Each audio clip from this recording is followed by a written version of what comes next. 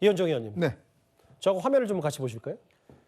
부산이 지역구인 국민의힘 정현욱 의원의 이 선관위의 승인을 받은 현수막입니다. 이재명 중도보수 국민의힘에 입당합니까? 이게 따끈따끈하게 오늘 오후부터 건다고 하더라고요. 그러니까 앞으로 이제 민주당은 파란색을 안 입고 무지개색을 입어야 될지, 그다음에 뭐 회색을 입어야 될지 모르겠습니다. 예.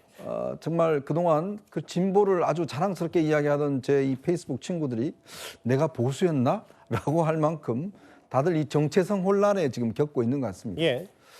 사실 뭐 이 국민의힘 입장에서 보면 민주당이 어떤 중도적인 어떤 또 보수적인 정책들 하는 거 뭐 당연히 환영해야 될 일이죠.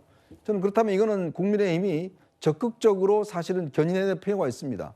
뭐냐면 그동안 이야기했던 주 52시간이라는 이런 문제에 대해서 예를 들어 성장을 중요시하고 한다 그러면 보다 적극적으로 민주당에 대해서 그럼 합시다. 자, 그렇게 같이 한번 해봅시다. 라고 이야기를 하면 과연 이재명 대표가 할 수 있을까에 대한 그런 문제가 있지 않습니까? 지금 그러니까 보십시오. 말씀 죄송한데, 그러니까 이 부분은 이재명 대표가 말로만 중도 보수를 표방하고 선언할 게 아니라 정책으로 보여주면 된다 이 말씀을 하시는 거예요? 그렇죠. 그거를 국민의힘이 견인해내고 끌어와서 뭐 테이블 만들어서 정책을 만들어내고 이런 걸로 해야 되는데 예. 마치 이제 이재명 대표만 저렇게 어떤 말로서 공격만 하면 그러면 국민들은 사실 이재명 대표는 지금 정말 엄청난 변신을 지금 시도하고 있는 거 아니겠습니까? 그게 저는 아까 우리 지지율도 이야기했지만 저는 예. 그 측면에서 국민들이 한 번 이야기할 때는 안 속지만 두 번, 세 번 이렇게 계속 이야기를 하면 진짜 보수 맞나? 라고 할 정도로 국민들도 어떤 관심을 가지는 거거든요. 예. 정책도 그렇게 간다 그러면 지금 뭐 핵 문제도 지금 민주당이 뭐 입장을 바꾼다는 거 아니겠습니까? 그러면 국민들은 물을 겁니다. 그러면 국민의힘은 뭐죠? 국민의힘은 보수인가요? 자, 이렇게 물을 겁니다. 예. 왜냐하면 이 결국은 보수만 갖고 선거 이길 수 없지 않습니까? 결국 보수에서 영역을 확장해야 되는데 예. 그럼 국민의힘은 무언가라는 거에 질문을 던질 때 과연 국민의힘은 뭐라고 이야기를 하겠습니까? 우리는 중도 진보입니다 라고 이야기를 할 수 있는 것, 그 정도의 용기는 있어야 되는 거 아니겠어요?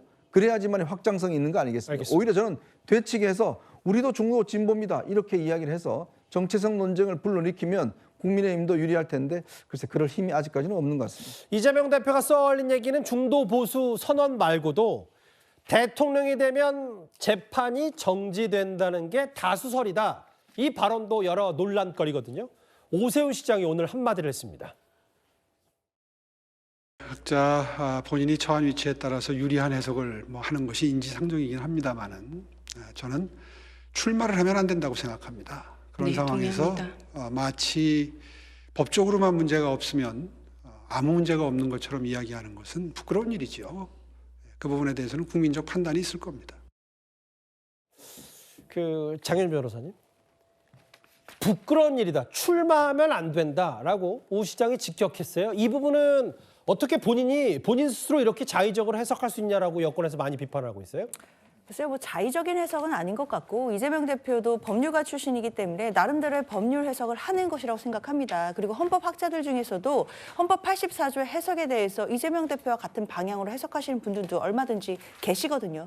사실 불소추 특권이라는 것은 소추되지 않는다는 것이고 소추는 당연히 형사 재판을 전제로 합니다. 그렇기 때문에 대통령 신분으로 있을 때 소추가 되지 않는다라고 한다면 당연히 진행 중인 재판도 중지된다라는 해석 얼마든지 가능해 보이고 뭐 헌법 68조가 더 중요하다라는 의견도 나오지만 그 부분은 대통령 당선자가 판결 기타 사유로 자격이 정지됐을 경우에 후임자 선출하는 규정이기 때문에 예. 현직 대통령에 대해서 재판이 중지되는 것과는 직접적인 규정은 아니라고 보입니다.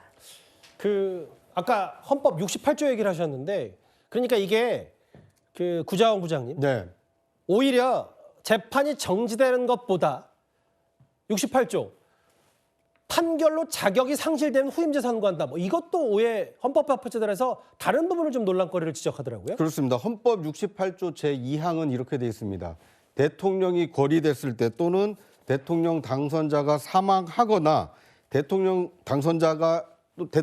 또는 대통령 당선자가 판결 기타 사유로 자격을 상실한 때라고 되어 있습니다. 예. 그러니까 이것을 대통령 당선자만 판결 기타 사유로 자격을 상실한 것이냐, 예. 아니면 대통령이 재직 중에 판결 기타 사유로 자격을 상실한 때로 확대하느냐, 해석에 따라서는 이 대통령이 판결로 이 자격을 잃게 되면 다시 보궐선거를 치러야 된다. 이렇게 해석해야 된다라는 헌법학자도 있기 때문에 예. 헌법 84조뿐만 아니라 헌법 68조 조항에 따라서 지금 이재명 대표가 받고 있는 여러 사법 리스크, 특히 1심 판결이 나와 있는 2심 판결을 앞두고 있는 선거법 재판의 항소심 판결 결과에 그리고 위증교사의 항소심 재판 결과에 따라서는 예. 이재명 대표가 만약 보궐선거가 있고 보궐선거에서 당선된다 하더라도 재판 결과 때문에 자격을 상실하게 되는 거 아니냐. 또 다른 논란의 불씨가 생길 가능성이 있기 때문에 예. 앞으로 이 문제는